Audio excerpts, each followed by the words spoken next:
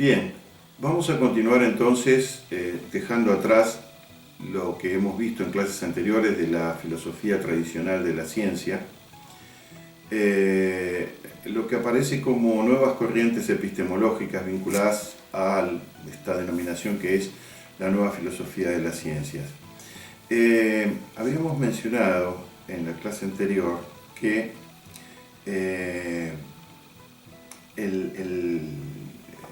la postura más extendida que mayor repercusiones tuvo remite a lo que se denomina el consensualismo.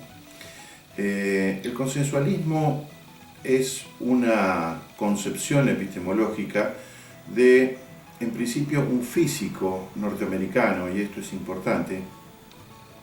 No se trata de un sociólogo, no se trata de un antropólogo, de un lingüista, se trata de un físico que va a romper justamente con ese esquema de la filosofía tradicional de la ciencia. Principalmente, justamente, se sale de ese contexto de justificación que hace a la validación lógico-metodológica de las teorías científicas.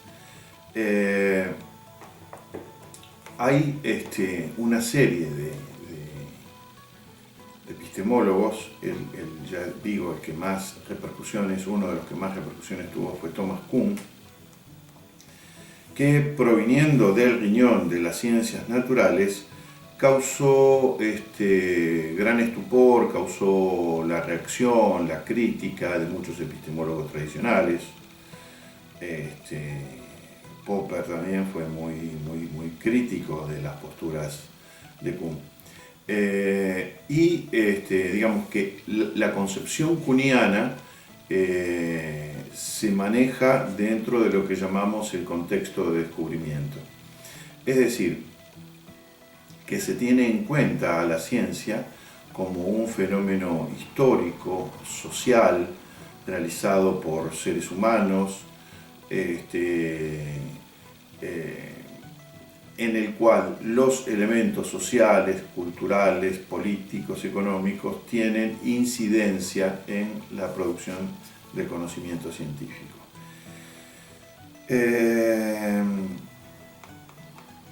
Bien, dice Kuhn que para ser un epistemólogo, y esto irritaría por supuesto a la gente de la filosofía tradicional de la ciencia, no es tan importante ser un lógico o un lógico matemático, sino tener las dotes del historiador y del psicólogo. Y estas son disciplinas que desde la filosofía tradicional de la ciencia se había sostenido que no estaban no habían alcanzado el nivel de sus hermanas mayores, las ciencias naturales, que algún día quizás lo pudieran hacer. Es importante esto porque una de las cuestiones que nos encontramos, no ya en la crítica de los epistemólogos que adhieren al contexto de justificación, sino también en muchos cientistas sociales que piensan que efectivamente es así, que la ciencia es esencialmente la física y detrás de ella el conjunto de las ciencias naturales, y que las disciplinas sociales no son consideradas, es decir, se piensa que no están a la altura y que algún día, si maduran lo suficiente, lo estarán. Digo, esto es tener,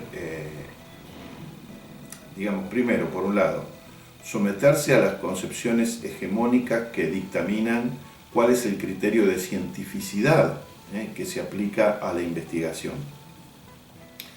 Teniendo las ciencias naturales y las ciencias sociales objetos o asuntos de investigación muy disímiles entre sí, habíamos hablado que en el caso de las ciencias naturales los fenómenos que analiza están sujetos a regularidades, con lo cual las explicaciones encuentran un eco convincente en las predicciones, mientras que en las ciencias sociales la posibilidad de predecir es mucho más incierta. Pero después están los mecanismos, las propuestas metodológicas. Hay dentro de las disciplinas sociales propuestas metodológicas que están más cerca, que buscan análisis estadígrafos, la consolidación de datos desde una perspectiva más de orden cuantitativo, pensando que con ello se alcanzaría el rigor que se demanda en las ciencias naturales. Además, hay que señalar que las ciencias sociales tienen el problema de que no, a diferencia de las ciencias naturales, no pueden introducir en sus investigaciones variables a voluntad. Es decir, a ver, para poner un ejemplo bien sencillo, si uno dice, bueno, ¿a qué temperatura hierve el agua? Hierve a 100 grados centígrados, pero ¿en qué condiciones? Bueno, las condiciones tienen que ver con la presión, con la densidad y con algunas otras cuestiones más. Pero son estas, y entonces en un experimento yo puedo modificar cada una de las variables y de ese modo tener un control.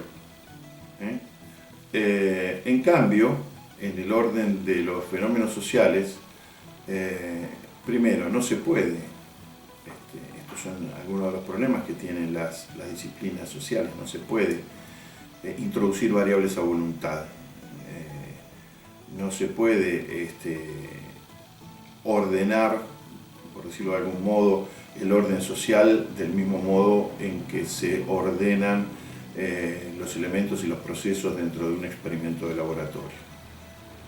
Entonces,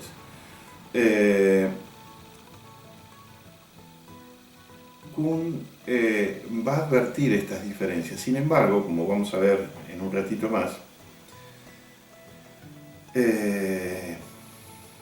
todavía Kuhn sigue pensando que las disciplinas sociales no han alcanzado la madurez suficiente como para ser consideradas ciencias. Es verdad que después, en su obra más tardía, él cambia un concepto central que vamos a analizar, que es el concepto de paradigma por el concepto de matriz, que bueno, pretende de algún modo resolver este problema. Pero en definitiva, el modelo de cientificidad sigue estando en las ciencias naturales. Ahora, no importa tanto entonces el proceder lógico-metodológico cuanto las condiciones históricas, sociales, educativas. Esto es fundamental por el modo en que se produce y se reproduce el consenso dentro de lo que él va a llamar la comunidad científica. Bien, da lugar entonces a una mirada que se centra en otros aspectos que la filosofía tradicional de la ciencia.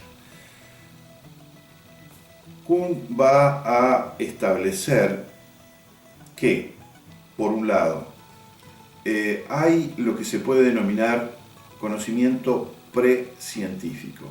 Y el conocimiento precientífico no puede entenderse, prácticamente no puede describirse, si no se lo entiende como, no digo exactamente opuesto, pero sí, digamos, diferenciado de lo que él va a llamar la ciencia o ciencia normal. En sentido estricto, los momentos de lo que él va a denominar la presciencia están signados por el hecho de que no hay acuerdos. El caso de la filosofía es un caso muy claro, es decir, cuando nosotros vamos a la historia de la filosofía nos encontramos que si bien hay corrientes, si bien hay distintas corrientes, en la antigüedad los materialistas, los escépticos, los cínicos, etc. En la modernidad racionalistas, empiristas, si bien hay corrientes, cada filósofo construye, por decirlo de algún modo, su propio sistema. Esto es una característica que se va a distinguir de la ciencia normal. Para que haya ciencia normal, como vamos a ver, tienen que haber ciertos acuerdos, ciertos consensos, por eso el nombre de consensualismo, ciertos consensos que permitan la conformación de algo un poco más definido que una corriente, tal como suele expresarse en el campo de la filosofía, sino más bien una comunidad. Y ya vamos a entrar en eso. Otra característica de la presciencia es que no solamente que no existe este consenso, sino que además las temáticas no están claramente delimitadas, por decirlo de algún modo, los objetos no están claramente recortados. Si pensamos, por ejemplo, en uno de los filósofos más, como podríamos decir, que es uno de los pilares de lo que podríamos llamar la ciencia antigua, que es Aristóteles, vamos a ver cómo su física, que sería para nosotros la ciencia natural, está profundamente atravesada, imbricada de la ética, de la metafísica principalmente, y del conjunto, digamos. Los sistemas filosóficos suelen ser sistemas muy integrados, que integran los diferentes elementos que conforman a la filosofía. Entonces, allí hay una cantidad importante de elementos especulativos, que por lo menos no es que en la ciencia no estén, pero que se van a dar de otro modo. Bien, pasamos entonces, digamos, si hacemos una línea de tiempo, vamos a ver que justamente de ese contexto de presciencia van emergiendo progresivamente las ciencias. Ahora, digamos, nosotros hemos tratado de ubicarnos en los procesos históricos de la ciencia, teniendo en cuenta las ciencias más antiguas, la ciencia antigua, la ciencia medieval, la ciencia moderna, la ciencia contemporánea, pero digamos, ya estamos en un terreno en el que cuando estamos hablando de ciencia nos estamos refiriendo prácticamente a todo lo que hace a la ciencia moderna y es posterior a la revolución copérnico-galileana. Bien, en la medida en que se van conformando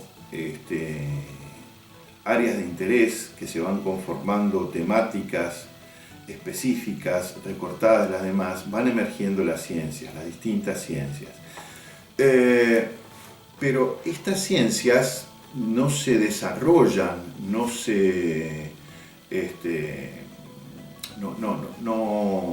no alcanzan su madurez, su incidencia social por sí mismas. Y no me refiero simplemente a que hay un contexto social, político, en el que se encuentran interdeterminadas. Me refiero a que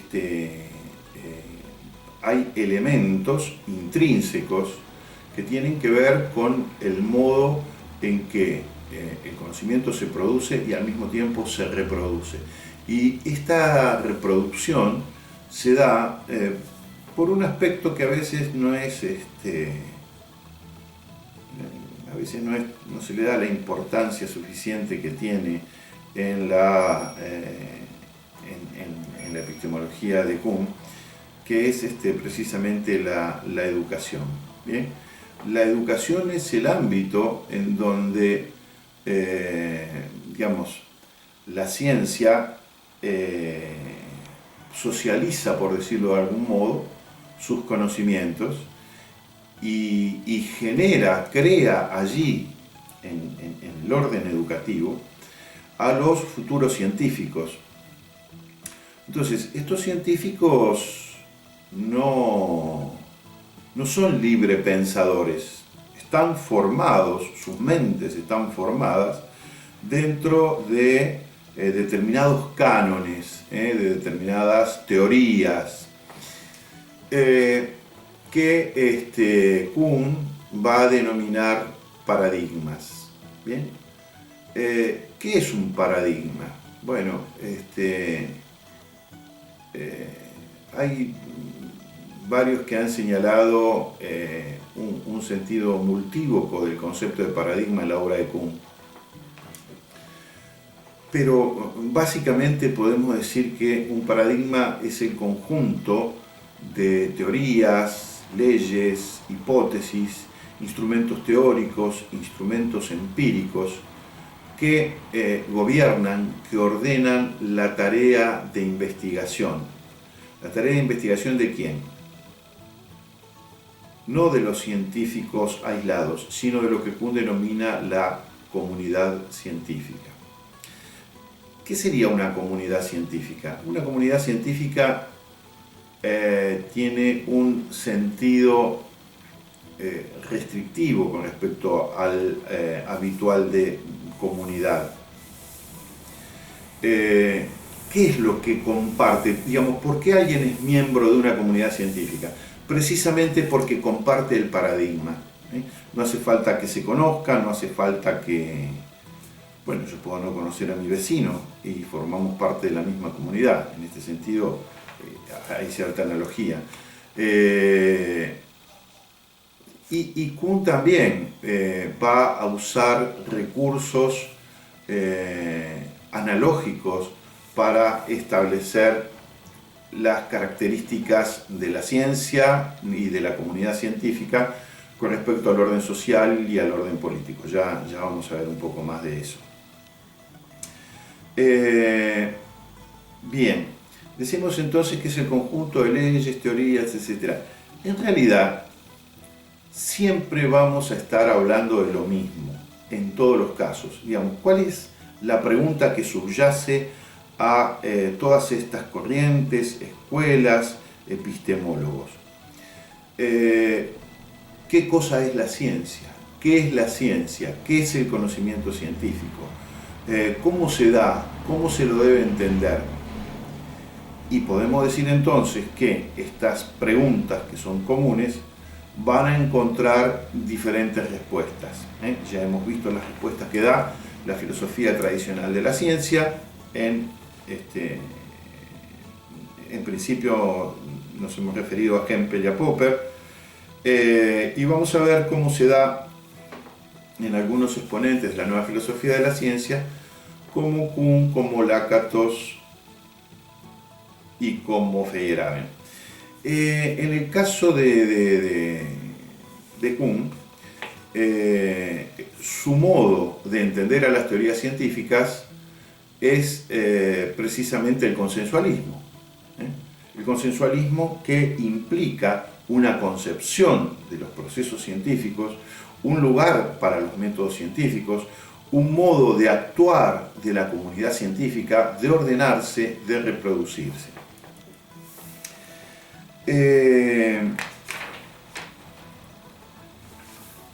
Entonces, ¿cuándo se ha salido de la presciencia? No se ha salido de la presciencia porque se ha alcanzado una madurez teórica que permite explicar los fenómenos de modo verdadero, por decirlo de algún modo, siguiendo las concepciones tradicionales del positivismo. No, esto es secundario. Lo que Kuhn denomina ciencia normal aparece cuando se conforma la comunidad científica. Y como vemos, esta obra actúa, investiga, enseña bajo lo que algunos denominan el paraguas del paradigma. Aquí hay que tener mucho cuidado también, porque muchas veces muy livianamente se dice por allí, porque bueno, de algún modo Kuhn popularizó o extendió el uso de este término, de este concepto, paradigma, y hay un sentido lato previo al uso que hace Kuhn, hay un sentido habitual. Y el error que muchos cometen es pensar en ese sentido habitual y asignárselo a Kuhn. Esto no es así. Es decir, el concepto de paradigma de Kuhn es un concepto muy preciso y muy definido, que no es el concepto habitual, tradicional, lato de paradigma. Entonces el error se comete cuando se dice, no, porque como dice Kuhn en sus conceptos sobre los paradigmas, tal y cual cosa, y eso que se le asigna a Kuhn no tiene nada que ver con lo que dijo Kuhn. Muchas veces estos errores se convierten en algunos ámbitos de las ciencias sociales. Bien,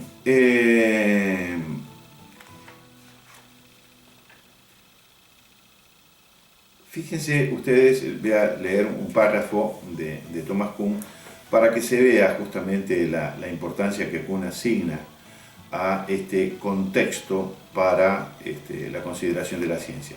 Si se considera la historia como algo más que un depósito de anécdotas o cronología, puede producir una transformación decisiva de la imagen que tenemos actualmente de la ciencia. Esa imagen fue trazada previamente incluso por los mismos científicos, sobre todo a partir del estudio de los logros científicos llevados a cabo que se encuentran en las lecturas clásicas y más recientemente en los libros de textos con los que cada una de las nuevas generaciones de científicos aprende a ejercitar su profesión. Sin embargo, es inevitable que la finalidad de esos libros sea persuasiva y pedagógica. Un concepto de la ciencia que se obtenga de ellos no tendrá la probabilidad de ajustarse al ideal que lo produjo, que la imagen que pueda obtenerse de una cultura nacional mediante el folleto turístico o un texto para el aprendizaje del idioma. En este ensayo tratamos de mostrar que hemos sido mal conducidos por ellos en aspectos fundamentales. Su finalidad es trazar un bosquejo del concepto absolutamente diferente de la ciencia que puede surgir de los registros históricos y de la actividad de investigación misma. Entonces, lo que tenemos aquí es un cruce entre el contexto histórico general, que debe ser tenido en cuenta para ver el modo en que interactúa con la ciencia, y por el otro lado, la historia misma de la ciencia, la historia misma de la ciencia. Después vamos a ver que Lakatos hace una distinción que habla de historia interna e historia externa, pero digo, están estos elementos y no hay que perderlos de vista porque hacen a esta concepción que no es un mero historicismo, sino que está relacionado con los procesos de producción de conocimiento científico a lo largo de la historia. Bien, hemos definido el concepto de paradigma. Quiero aclarar algo más del concepto de paradigma, porque yo dije que era el conjunto de instrumentos teóricos y de instrumentos empíricos. Ninguna teoría científica puede ser concebida sin un fundamento epistemológico, una propuesta metodológica y una serie de herramientas que son afines, que son consistentes con esos fundamentos epistemológicos.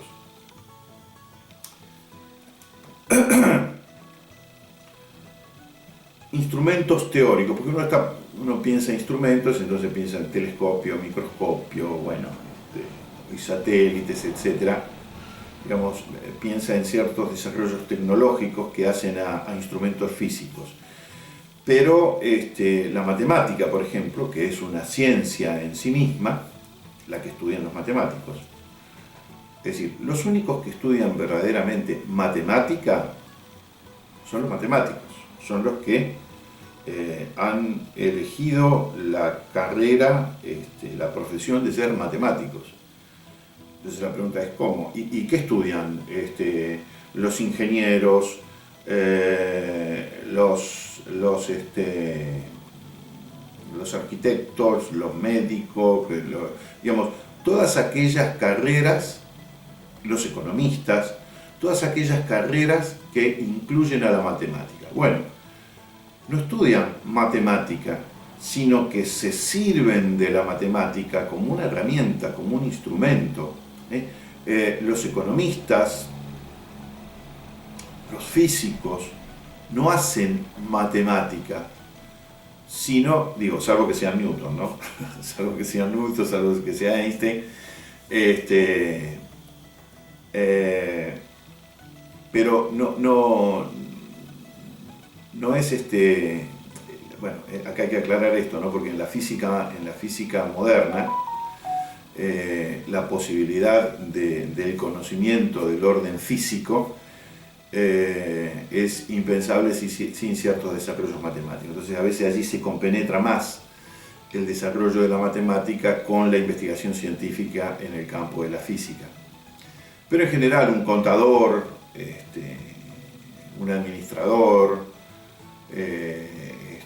un médico que tienen que estudiar matemática, para ellos es un ingeniero, para ellos es una herramienta teórica que tiene los fines de ayudarles a investigar o a producir en sus áreas disciplinares. A producir, digamos, todo tipo de cosas, tanto proyectos como artefactos o cosas. Y respecto a los instrumentos empíricos, sí, nos referimos justamente a herramientas que tienen una finalidad científica. Recordemos, a partir del planteo de Mario Bunge, que hace a la distinción de la finalidad de la ciencia, bueno, los instrumentos también tienen distintas finalidades. Un telescopio de esos que valen $50 en cualquier tienda, algunos han hecho cosas muy importantes con esos telescopios, pero el propósito, la finalidad por la cual fue fabricada, fue que simplemente la empresa que los fabrica obtenga una ganancia. No están pensados para el desarrollo de la investigación científica. En cambio, el telescopio Hubble, no sé cuántos son, decenas o centenas de satélites que orbitan la Tierra, están pensados como instrumentos de producción de conocimiento. Instrumentos de producción de conocimiento. Algunos de ellos más afectados a fines tecnológicos, industriales, agrícolas, y otros más vinculados a lo que Bunge llamaría la ciencia básica, el conocimiento de ciertas cuestiones que no reporta en sí mismo de modo inmediato un beneficio de orden mercantil. Entonces, teniendo en cuenta digamos, la definición de paradigma, la definición de comunidad científica, podemos decir que una comunidad científica queda definida a partir de su aceptación incondicional del paradigma bajo el cual trabaja. Digamos, es como si, en parte, digamos, sacando diferencias, si uno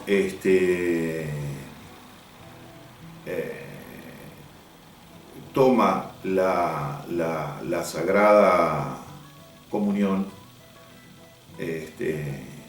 todos los domingos en misa,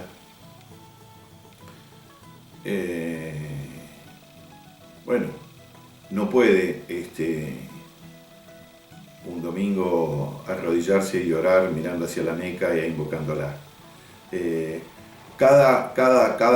Digamos, esto implica no solamente un orden de trabajo conceptual, teórico, empírico, sino que al mismo tiempo también implica un sistema de creencias y de valores. Fíjense, entonces, no se trata solamente de que existen estos huecos, sino que la ciencia es una, lo hemos dicho en otras oportunidades, una aventura sobre lo desconocido. Hacer ciencia es esencialmente investigar. Y como también hemos dicho, a la ciencia le importa lo que sabe, pero mucho más le importa lo que no sabe. Y en ese saber es donde hay algo que de por sí está incompleto. Entonces es lógico que las teorías que se aventuran sobre lo desconocido, sobre lo nuevo, también al mismo tiempo estén atravesadas por estas faltas, ¿no? Entonces, como decíamos, las ciencias no lo explican todo, no nos referimos a todo en el sentido de la totalidad de las totalidades, nos referimos a que dentro de las propias teorías científicas existen estas imposibilidades, estas dificultades que de algún modo afectan a la teoría. Bueno, esto aparece definido por Kuhn como anomalías. Entonces, para tener un poquito más el panorama, tenemos que este momento, que es el momento de lo que se da en llamar ciencia normal, es donde hay una comunidad científica que está regida por un único paradigma, que no puede resolver ningún problema fuera del paradigma, y que la tarea de resolver problemas, la tarea de investigar, consiste justamente en tratar de ir sorteando las anomalías que se le van presentando. Pero las anomalías son inherentes a la investigación científica, no son un mal que hay que desterrar, sino que a medida que el conocimiento avanza, también van apareciendo nuevas anomalías. Ahora bien, estas anomalías pueden ser anomalías en la periferia de la teoría y por lo tanto no afectar directamente al corazón de la teoría, a las hipótesis principales o fundamentales. Las herramientas que brinda el paradigma son las únicas posibles de usar para enfrentar esas anomalías. Y justamente investigar es ir resolviendo anomalías, es ir dando respuesta. Mientras las anomalías están bajo control, podemos decir que el paradigma goza de buena salud, es decir, la ciencia normal atraviesa, digamos, una situación de estabilidad donde los científicos producen nuevos conocimientos.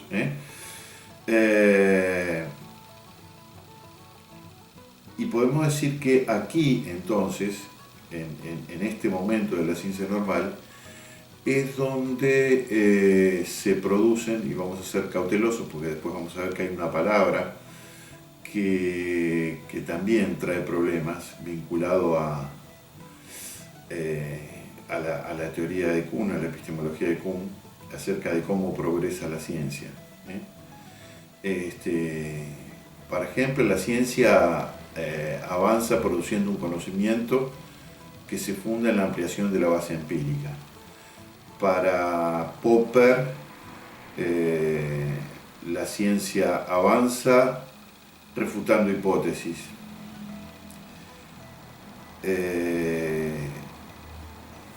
Para Kuhn, una cosa es el avance de la ciencia y otra cosa es el progreso.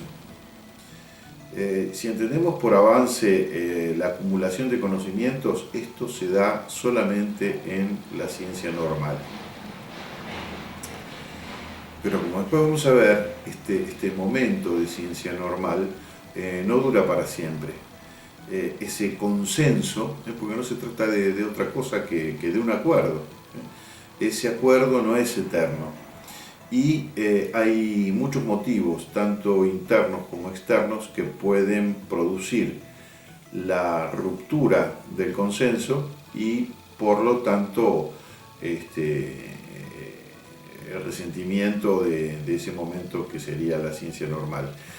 Lo que entra en crisis entonces es la confianza, porque el consenso se da en general sobre la base de la confianza.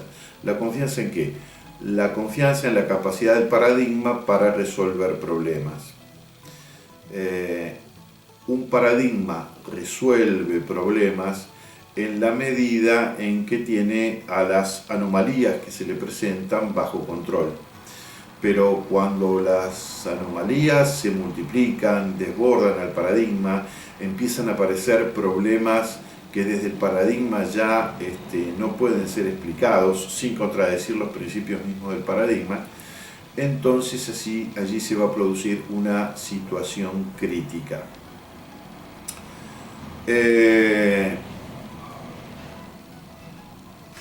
Bien, ¿qué cosa sobreviene a esto? Bueno, lo que sobreviene es precisamente la crisis.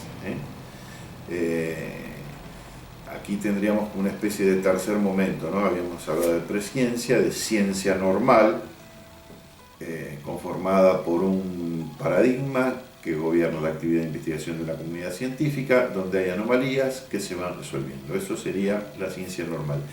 Allí, esto es importante tener en cuenta, allí en ese momento es donde hay una especie de conocimiento acumulativo,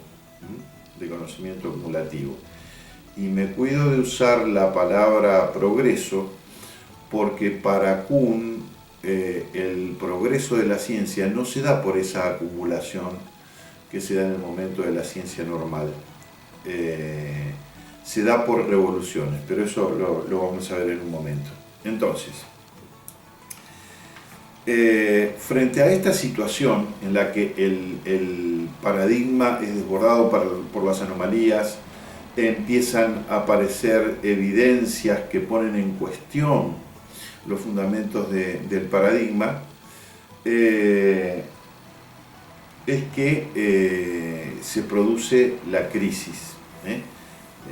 Como decíamos, puede haber un número creciente de anomalías o pueden haber algunas pocas anomalías, pero que afectan al corazón mismo del paradigma.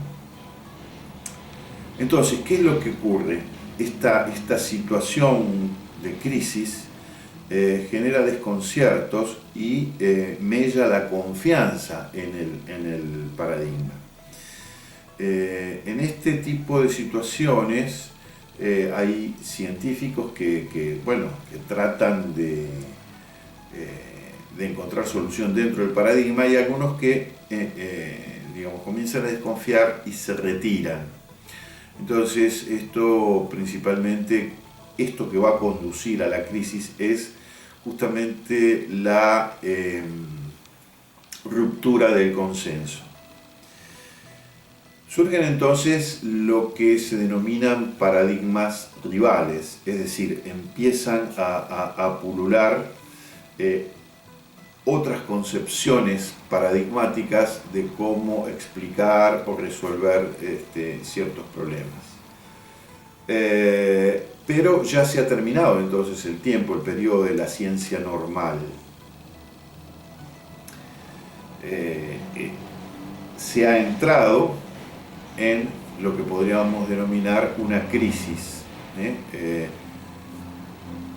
La crisis es la ruptura del paradigma, pero frente a esta ruptura del paradigma lo que hay es la emergencia de paradigmas alternativos, paradigmas rivales, paradigmas que quieren explicar los fenómenos pero desde otros fundamentos, y entonces se rompe finalmente la comunidad científica. ¿Cómo es la relación en este momento entre estos paradigmas emergentes en lo que podríamos llamar el momento de la crisis? Que es un momento indeterminado. No se establece cuánto dura la ciencia normal o cuánto dura la crisis. La ciencia normal dura mientras dura el consenso. alguien podría decir, bueno, pero el consenso dura mientras el paradigma responde. Después vamos a ver alguna analogía con la política. No es tanto mientras el paradigma responde, cuanto a pesar de que el paradigma, digamos, comience a ser insatisfactorio para dar respuesta a los nuevos problemas, en qué medida se mantiene la cohesión del consenso de la comunidad científica. Bien, decíamos entonces que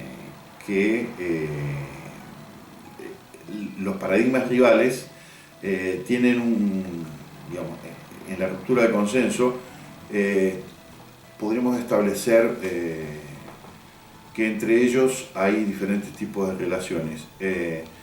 Decimos que los paradigmas rivales son incompatibles, son incontrastables y son inconmensurables.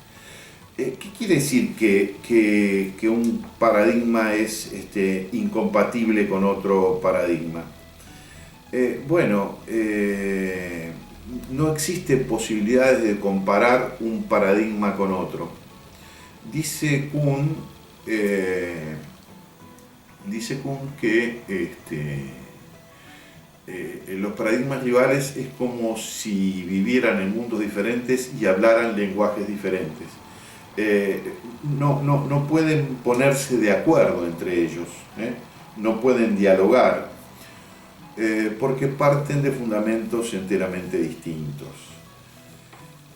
Después vamos a ver cómo esto también ofrece ciertas analogías que el mismo Kuhn señala como similares a otros ámbitos de la producción humana, como es la política.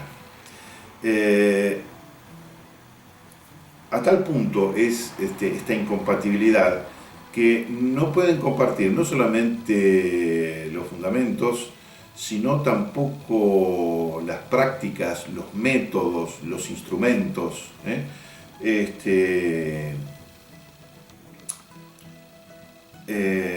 Pensemos, por ejemplo, en, si bien no podemos hablar exactamente de paradigma, porque la astronomía aristotélica es una teoría a la que no podríamos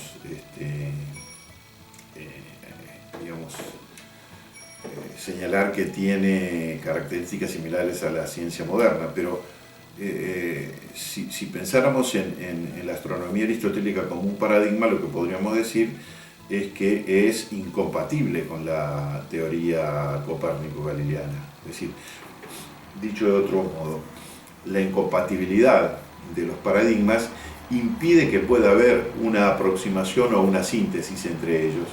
El modelo astronómico no puede ser heliocéntrico y geocéntrico al mismo tiempo. Bien, decimos también que los paradigmas rivales, porque se produce una rivalidad entre los paradigmas. Entonces la pregunta es, ¿una rivalidad en qué? ¿Una rivalidad por qué? Nuevamente, no se trata de una rivalidad para ver quién tiene razón, cuáles verdaderos, porque los parámetros de lo correcto, de lo verdadero, difieren de uno a otro. Entonces no existe la posibilidad desde ningún lugar, ni desde la confrontación, ni por fuera de la confrontación, de decir qué paradigma es mejor que otro. Esto era la incompatibilidad.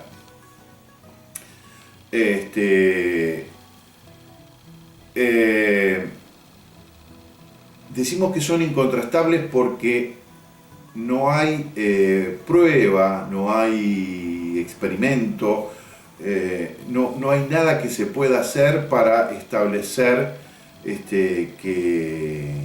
que uno es mejor que otro, que una teoría es mejor que otra.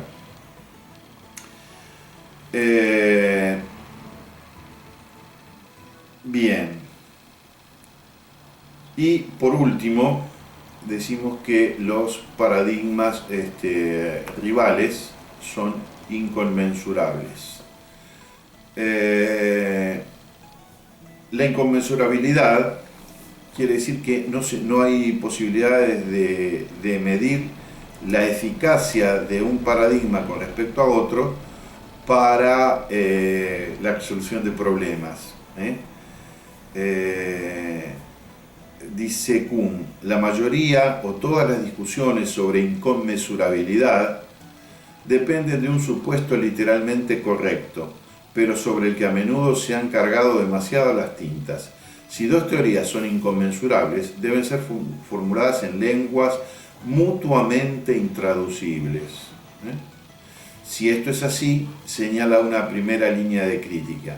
Y si no hay ningún modo en que las dos puedan formularse en un único lenguaje, entonces no pueden compararse y ningún argumento basado en la evidencia puede ser relevante para la elección entre ellas. Bien. Ahora, decimos que hay una rivalidad. Digo, si son incompatibles, incontrastables, inconmensurables, si no tiene nada que ver uno con el otro, si no existe prueba que podamos hacer para saber cuál es mejor, ¿dónde está la rivalidad o en qué consiste la rivalidad? Bueno, la rivalidad, a ver, ahora lo vamos a ver también con ciertas analogías del orden político, ¿no? La rivalidad no es las actividades que cada paradigma rival desarrolla, no es en relación al otro paradigma con el que no pueden ni dialogar, es en relación a el consenso que puede llevar a obtener. Recordemos que la ciencia normal, que es donde hay un paradigma hegemónico, hay un único paradigma que gobierna, se da sobre la base del consenso. Entonces, la lucha no es por demostrar que ese es verdadero, la lucha es por tener el consenso de la comunidad científica. Es absurdo, no tiene sentido tratar de convencer a la gente de los paradigmas rivales de que el propio paradigma es mejor que el suyo. De lo que se trata justamente es, veamos una analogía muy sencilla. En el orden político tenemos sectores que adhieren a determinados partidos políticos y otros que adhieren a otros, y ninguno de ellos se va a convencer entre sí. A cada uno los argumentos que tiene el otro le parecen absolutamente irrelevantes. Entonces, cuando se da la disputa política, ¿qué es lo que se está disputando? Bueno, lo que se disputa es al conjunto de los miembros de la sociedad que no pertenecen a uno y al otro y que pueden generar un desbalance dando entonces a uno mayor consenso que al otro. Recordemos, el consenso y la ciencia normal, la vigencia de un paradigma, tampoco es una cuestión hegemónica, tampoco es que todos los científicos adhieren, sino que quienes conforman la comunidad científica,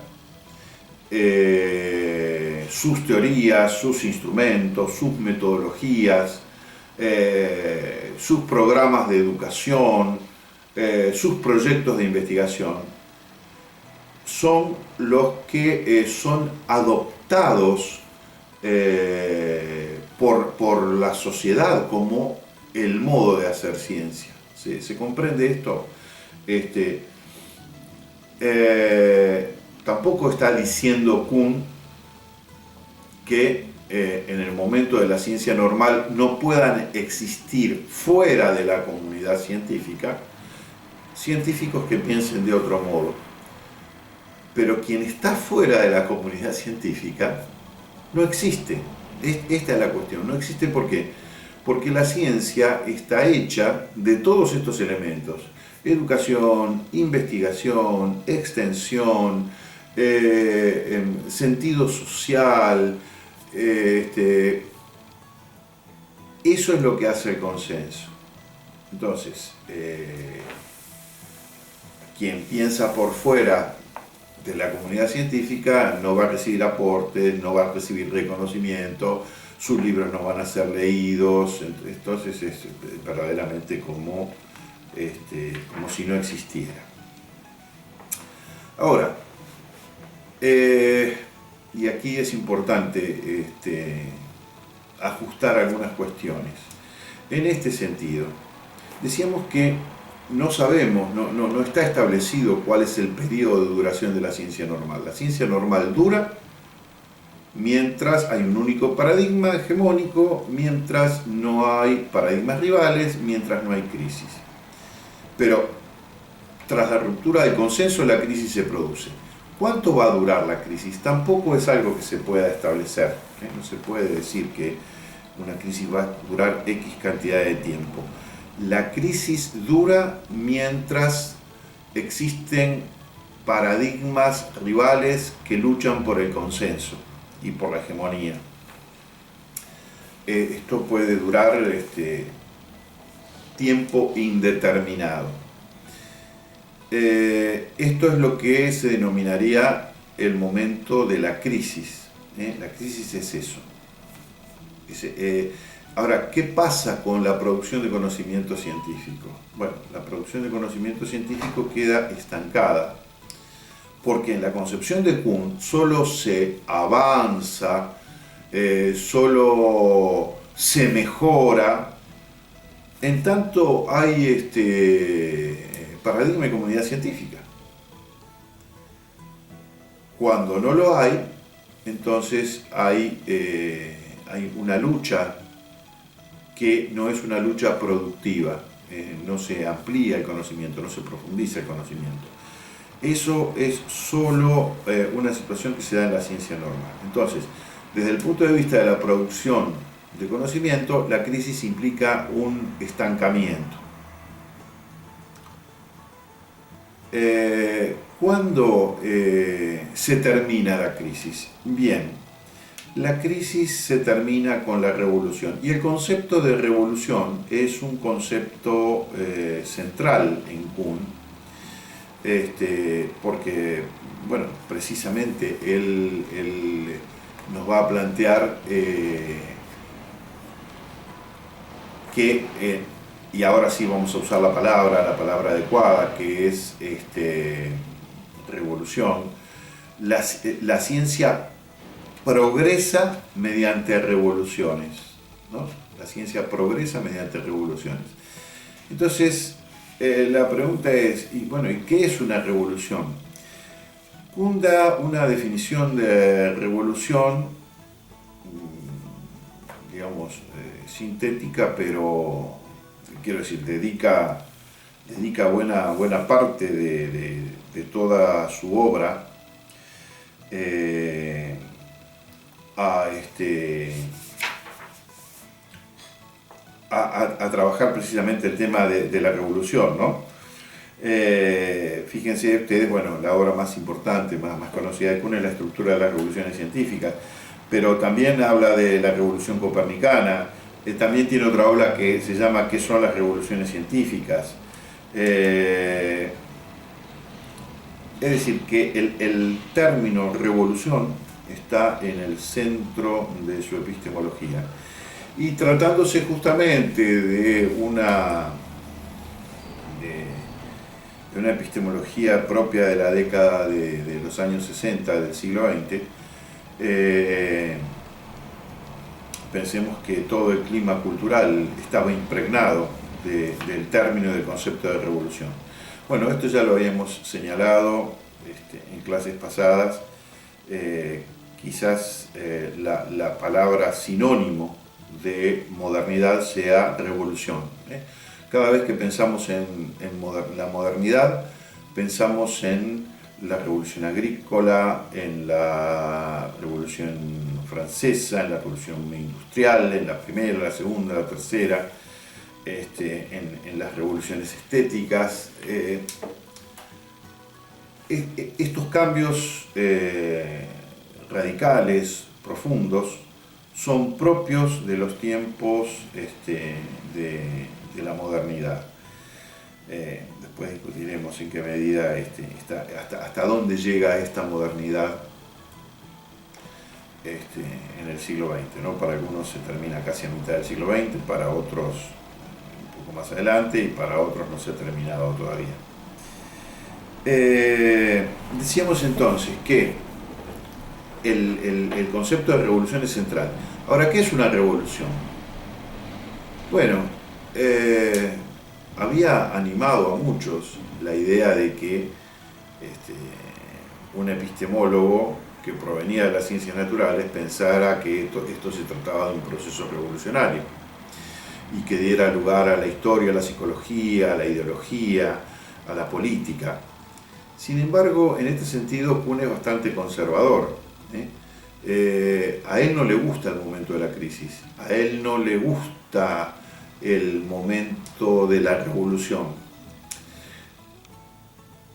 Él dice por allí que una revolución es un cambio drástico en el momento adecuado. Entonces aquí la palabra revolución empieza a tener otros ecos. Ya no es la idea de revolución al modo en que la habían pensado los revolucionarios franceses, es decir, un giro, un cambio radical en todas las cosas. Por decirlo de algún modo, Kuhn es una especie de oficialista de la ciencia normal.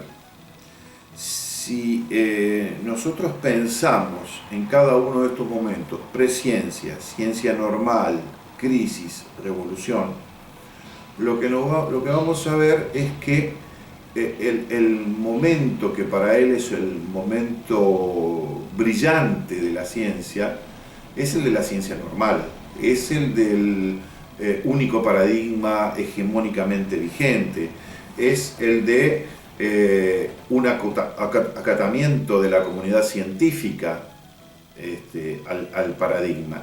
Es allí donde hay un verdadero desarrollo, crecimiento, aumento. Ese es el momento de gloria de la ciencia. Es allí donde, porque cuando hablamos de paradigma, en realidad estamos hablando de las teorías científicas, y es en esos momentos de normalidad en donde el saber se acumula, en donde se producen los grandes logros. La crisis es un momento triste para Kuhn, ¿no es cierto? Es una especie de desgobierno y de momento estéril. Y la revolución no es otra cosa que la entronización de un nuevo paradigma, que es el pasaje inmediato a un nuevo periodo de ciencia normal.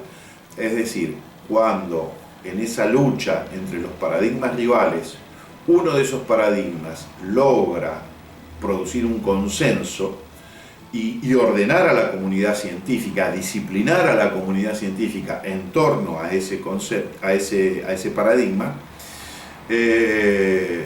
bien, lo que ocurre es que estamos en el preámbulo, en la anticipación de una nueva ciencia normal, donde todo es como siempre debió ser. Entonces, aquí la idea de un Kuhn revolucionario,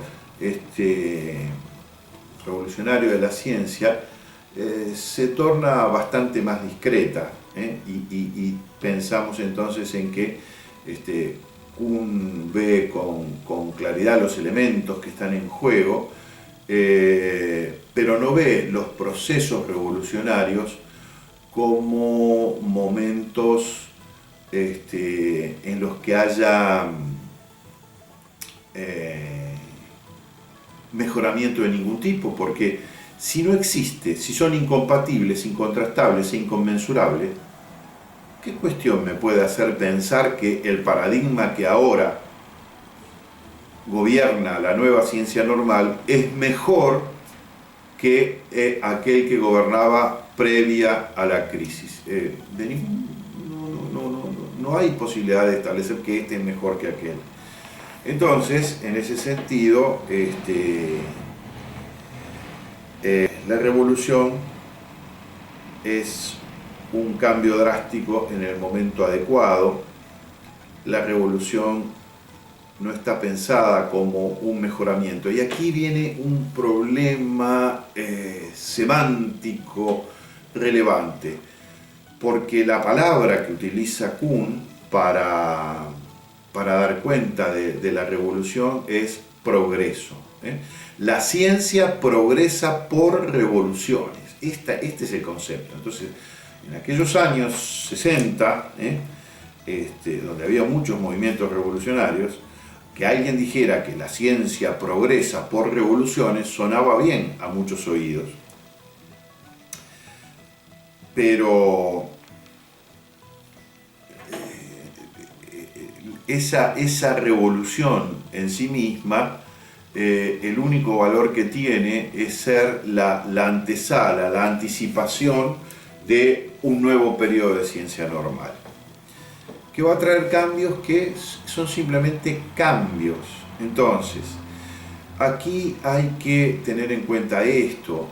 El concepto de revolución que maneja Kuhn es sinónimo de cambio. Un cambio, empezando que acá no se puede saber si es mejor o peor, pero un cambio no necesariamente es para mejor. En términos políticos, históricos, una revolución siempre fue pensada como un modo de mejorar las condiciones sociales,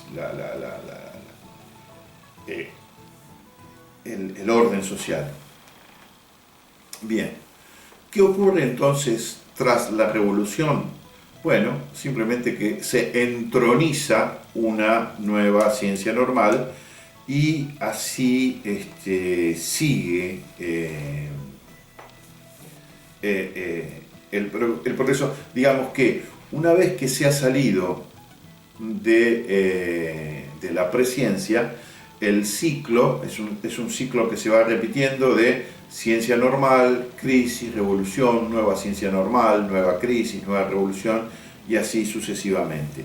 Nosotros tenemos un esquema que aquí se presenta, que plantea un esquema general para el planteo de Kuhn, que es que en la presciencia hay supuestos metafísicos y filosóficos, opinión vulgar, saberes no sistematizados y, principalmente, no hay comunidad científica. ¿Bien? Esos supuestos metafísicos y filosóficos, esa opinión, esos saberes no sistematizados, no logran conformar un paradigma. Bien, en cambio, cuando se pasa a la ciencia normal, tenemos progreso acumulativo, comunidad científica, consenso. Hay un paradigma vigente, hay resolución de problemas, pero también hay anomalías. La crisis se produce no por la existencia de anomalías que están presentes en la ciencia normal, sino porque sean pocas, muchas, complejas o simples, las anomalías han generado la ruptura del consenso y por lo tanto se entra en la crisis. La crisis es un estancamiento, es una pérdida de consenso, es la emergencia o aparición de paradigmas rivales, es la imposibilidad de resolver nuevas anomalías, es la inconmensurabilidad, incompatibilidad e incontrastabilidad de los paradigmas rivales. A la crisis sigue, esto también es un tema de discusión, ¿no? La revolución, la ciencia revolucionaria. Y ahora yo voy a establecer algunas analogías con el orden político, que el mismo Kuhn plantea, quizás no con el ejemplo que yo lo voy a plantear, pero él mismo va a plantear estas analogías de los cambios revolucionarios en la ciencia y en la sociedad. Básicamente ese momento de revolución lo que trae es un nuevo consenso y un nuevo paradigma. Y allí de esa situación revolucionaria emerge una nueva ciencia normal y el reinicio del ciclo que excluye la presciencia. Veamos un párrafo de cómo ve Kuhn el cambio revolucionario. Dice: el cambio revolucionario se define en parte por su diferencia con el cambio normal, y este es, como ya se ha dicho, el tipo de cambio que tiene como resultado el crecimiento, aumento o adición acumulativa de lo que se conocía antes. Los cambios revolucionarios son diferentes y bastante más problemáticos. Ponen en juego descubrimientos que no pueden acomodarse dentro de los conceptos que eran habituales antes de que se hicieran dichos descubrimientos. Para hacer o asimilar un descubrimiento tal, debe alterarse el modo en que se piensa y describe un rango de fenómenos naturales. Los cambios revolucionarios son, en un sentido, holistas. Hay una totalidad que cambia. Esto es, no puede hacerse poco a poco, paso a paso. Por eso hablamos de revolución y no hablamos de transformación, de reforma, etcétera, etcétera. Esas cosas pueden darse dentro de la ciencia normal, pero no tras la crisis y la ruptura del consenso. Y contrastan así con los cambios normales o acumulativos, como por ejemplo el descubrimiento de la ley de Boyle. En el cambio normal, es decir, dentro de la dinámica de la ciencia normal, simplemente se revisa o añade una única generalización, permaneciendo idénticas todas las demás. En el cambio revolucionario, o bien se vive en la incoherencia, adviertan ustedes estos términos. Es decir, la situación revolucionaria es una situación incoherente frente a la coherencia, racionalidad, sentido que tiene la ciencia normal. Si estos mismos cambios se introducen paso a paso, no habría ningún lugar intermedio en el cual pararse. Solo los conjuntos de generalización inicial y final proporcionan una explicación coherente de la naturaleza. Bien, entonces, digamos, viendo el lugar que Kuhn le da a las transformaciones revolucionarias, podríamos ver en qué consiste este tipo de analogía. Piensen ustedes, ¿no? en una sociedad que está gobernada por un determinado partido político, con una ideología, con un proyecto, con un plan de acción, etcétera, etcétera. Lo que un gobierno desarrolla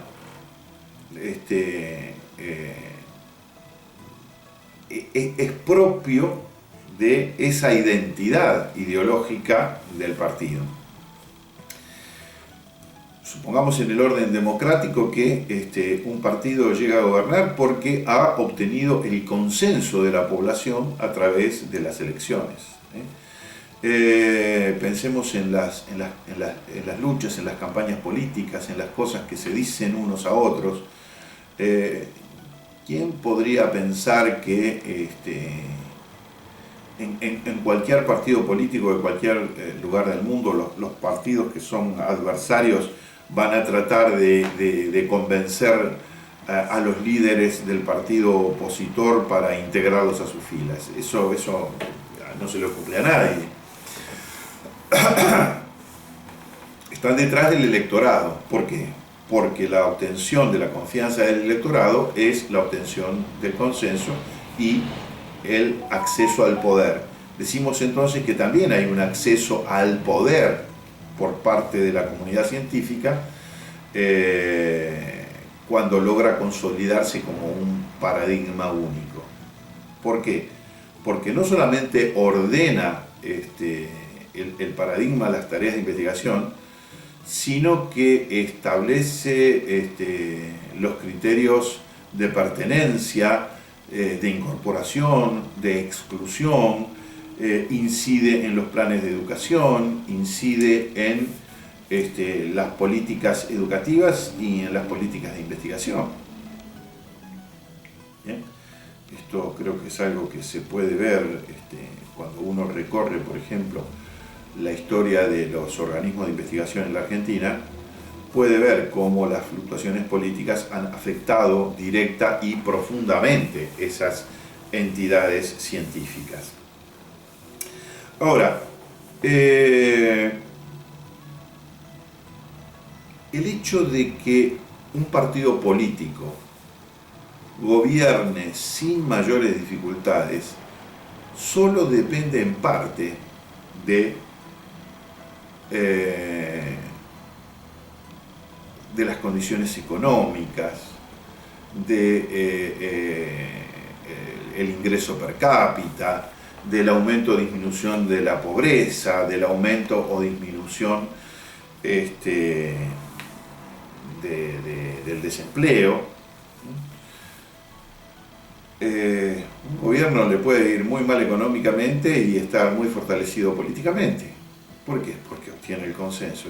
Y ni más ni menos que esto. Y en este sentido, lo mismo ocurriría con un paradigma. El paradigma está fortalecido dentro de la ciencia normal porque la comunidad científica sigue adhiriendo a él.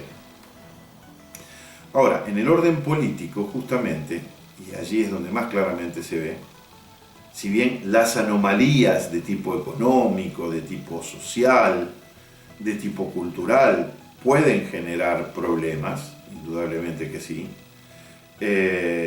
todo queda definido por si se tiene la capacidad de conservar el consenso. Hay situaciones en las que han pasado muchos países, situaciones realmente terribles y sin embargo de coherencia política, de consistencia política, digamos, no han querido cortarle la cabeza a sus líderes porque el país atraviesa una mala situación. Podríamos también establecerlo con una analogía con el fútbol, ¿no es cierto?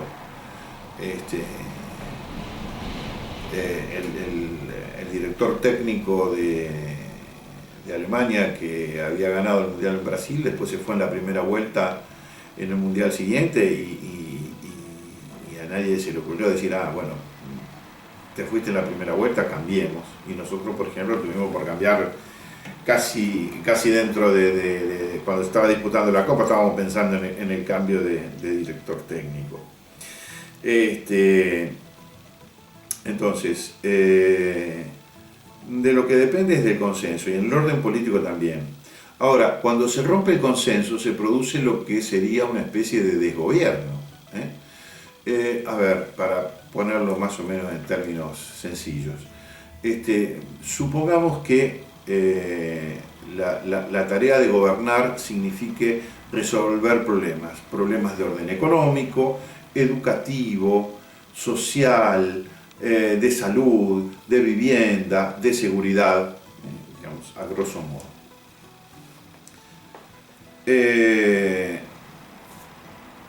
Cuando hay una crisis, todas estas cosas se desbarrancan. Es decir, una crisis impide, entre comillas, eso que suele denominarse gobernabilidad. No se puede gobernar. ¿Por qué no se puede gobernar? ¿Por qué no se puede resolver los problemas económicos, los problemas sociales, los problemas educativos? ¿Por qué no se pueden resolver?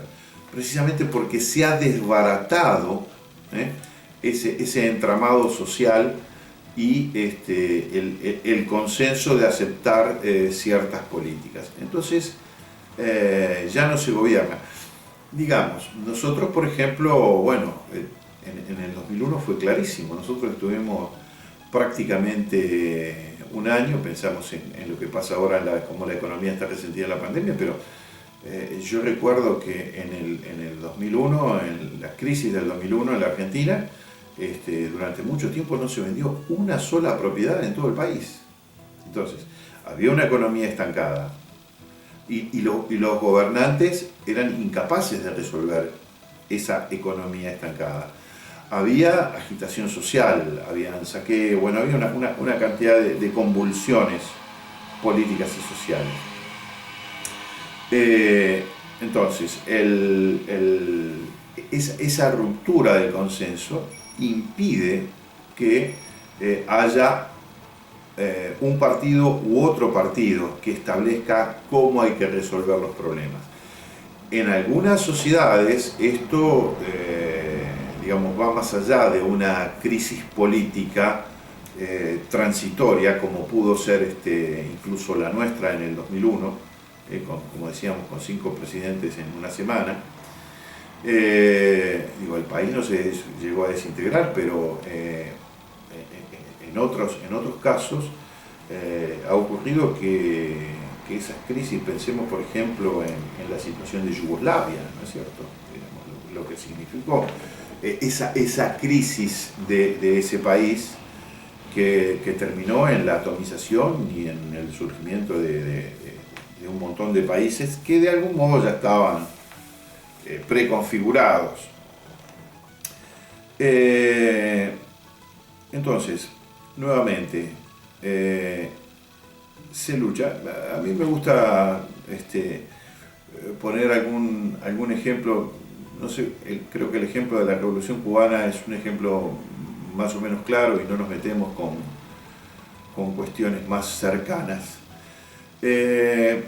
Pensemos en Cuba, en la Cuba de Batista, que era un gobernante, pero también era un dictador.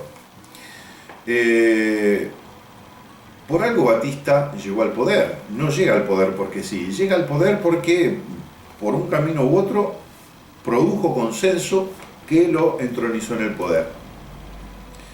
Más allá de las expectativas que se tuvieran, durante mucho tiempo Batista daba respuesta a su modo de cómo se gobernaba un país y cómo se hacían las cosas. Su, entre comillas, ideario político era su paradigma. Ahora, todo el descontento que se produce tiene que ver porque ese modelo, ese paradigma, comienza a agotarse y a dar signos de inconformidad por parte de la población. Y esto empieza manifestándose en distintas expresiones populares, huelgas, saqueos, enfrentamientos, bueno, lo que todos ya conocemos.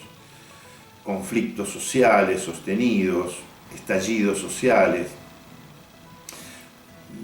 Pero todavía, digamos, hay una situación crítica, pero no una crisis terminal. La crisis terminal se da cuando ya nadie gobierna. Y, digamos, frente a esa situación emerge un paradigma rival, que es la concepción socialista de Fidel Castro.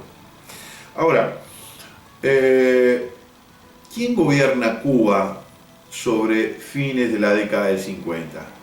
Bueno, hay un momento, que es el momento de la crisis, donde ya no gobierna nadie, donde Batista está en retirada, donde Fidel viene bajando de la Sierra Maestra, pero no gobierna. Habían liberado algunas zonas, se habían hecho de un poder militar importante, pero todavía la tensión impedía, digamos, por decirlo de algún modo, en lo que refiere a la resolución de problemas tales como la vivienda, la educación, la ciencia, la seguridad, etcétera, etcétera, no había nadie que diera respuesta. Hasta que se produce la revolución. Bien.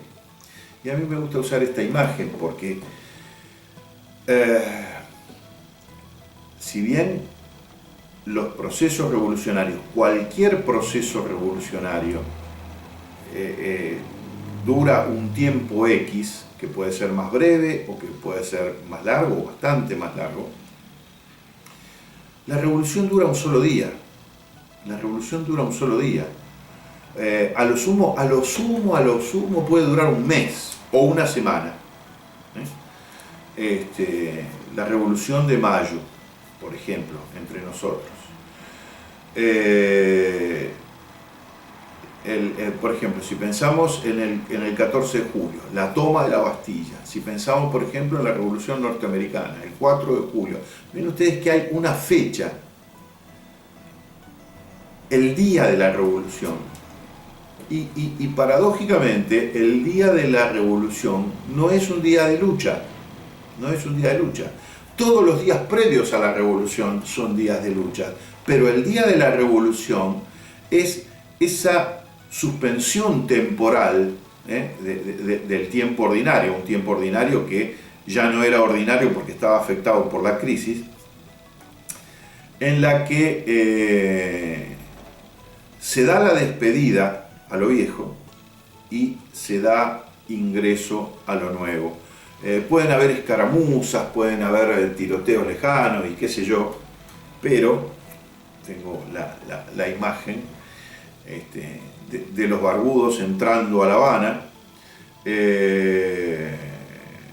festejados por la población, Fidel Castro fumando su habano, etcétera, etcétera. ¿Qué pasaba ese día? Ese día no era un día de vigencia de ningún paradigma. Era el festejo de que había caído el viejo orden y de que un nuevo orden se instauraba. El tema es al otro día, porque al otro día de la revolución, en términos kuhnianos, al otro día de la revolución empieza la nueva ciencia normal, empieza la vigencia del nuevo paradigma, empieza a construirse un nuevo modo de hacer ciencia, un nuevo modo de producir conocimiento, una cierta forma de educar, unos ciertos contenidos, un cierto modo de apoyar o de distribuir los recursos para la producción de conocimiento científico. Del mismo modo ocurre con las revoluciones políticas, es decir, Fidel Castro podía, no sé, tomar, no sé qué tomaría, cerveza, vino, no sé qué tomaría, pero al otro día de la revolución tenía que gobernar y tenía que dar respuestas a los problemas de salud, de educación, vivienda, etcétera, etcétera. Entonces, para ir cerrando con esta parte de Kuhn, lo que vemos es que cuando se habla de Kuhn como alguien que plantea que la ciencia progresa por revoluciones, lo que tenemos que pensar es que para él la revolución no es un momento prolífico, es un momento de estancamiento, es un mal necesario, es algo que hay que tratar de pasar rápidamente, porque lo que cuenta, haber dicho de otro modo, no importa quién gobierne, lo que importa es que alguien gobierne. No importa cuál sea el paradigma que gobierna a la comunidad científica.